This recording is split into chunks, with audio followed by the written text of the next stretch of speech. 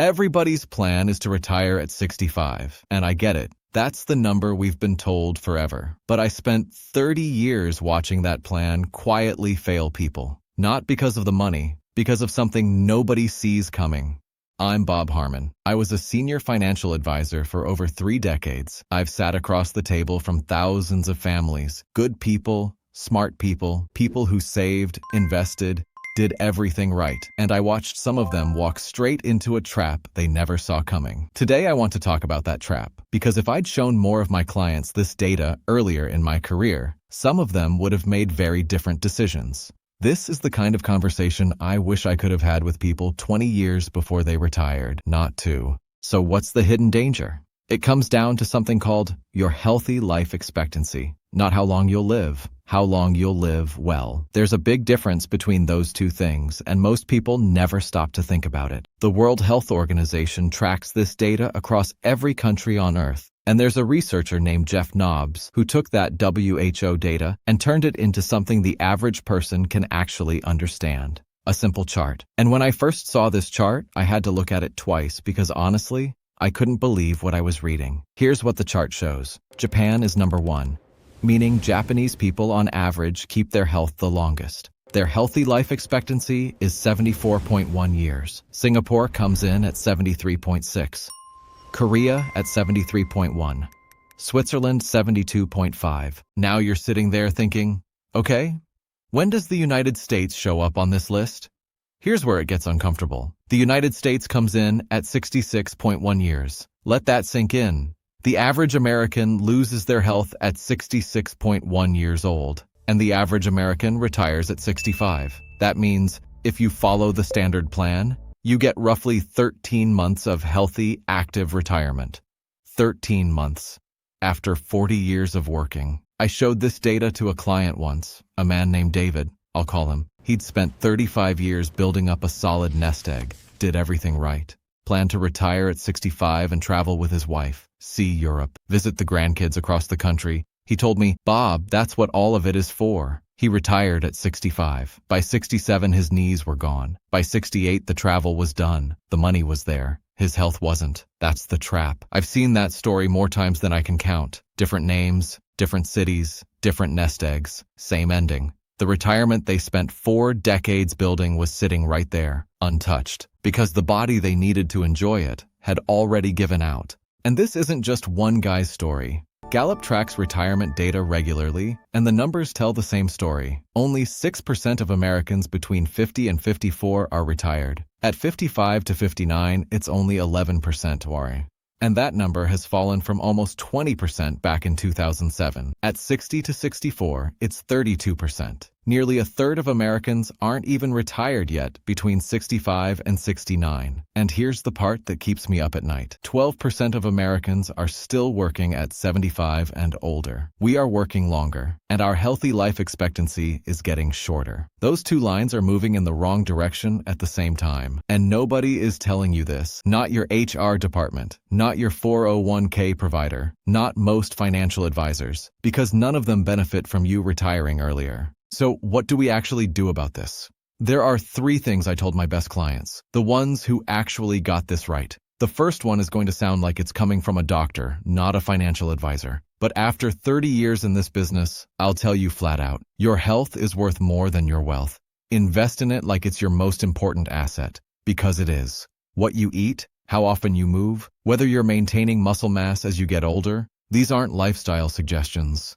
These are financial decisions. Because a healthy 60-year-old who retires early and enjoys a decade of active retirement has gotten a better return on their working years than someone with twice the money who spends their retirement in a waiting room. Cut the cheap fast food. It's everywhere in this country, and it's designed to be convenient. Fight that. Cook more. Move more.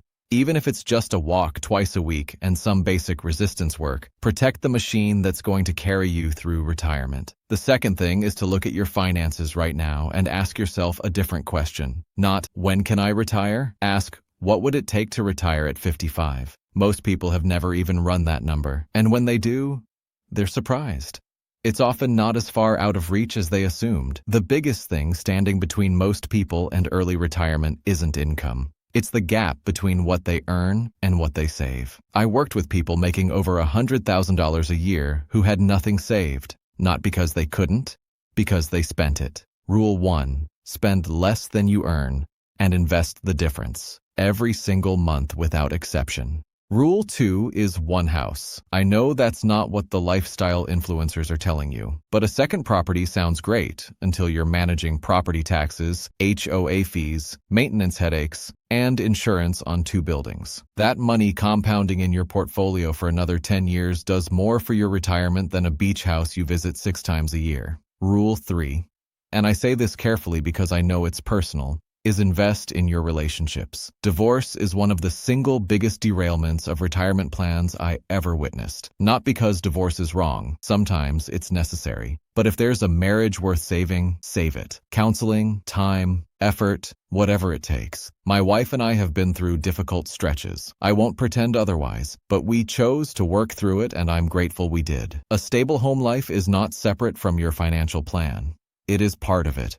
Now, the most important factor for your investing success, and almost nobody gives this enough thought. If I asked you what drives 90% of your investment results, most people would say picking the right stocks. I would have said the same thing before I got into this industry. But study after study shows that 90% of your long-term investment success comes down to one thing: your asset allocation. What percentage of your money is in stocks versus bonds? That's it. That's the lever. Not the individual stocks, not the hot fund your brother-in-law told you about, the ratio. And getting that ratio right is genuinely difficult to do alone, not because you're not smart enough, but because you haven't lived 100 different clients' lives the way a good advisor has. You haven't watched what happens to someone's decision-making during a 40% market drop. You haven't seen the panic, the bad calls, the selling at exactly the wrong time. I have. I've watched it play out dozens of times, and knowing how you'll react to a 30 or 40% crash before it happens is something most people only figure out after it's already too late. Work with someone who's seen that movie before. So here's where I want to leave you today. When you turn 60, most of us have fewer than 1,000 weeks of healthy, active time ahead of us. Read that again. 1,000 weeks. That's it. And those weeks are going to pass faster than you think. You don't have to lose your health at 66. Those are averages. You can beat them. But beating them requires making deliberate decisions right now about your health, your savings, your relationships, and your plan. Not eventually.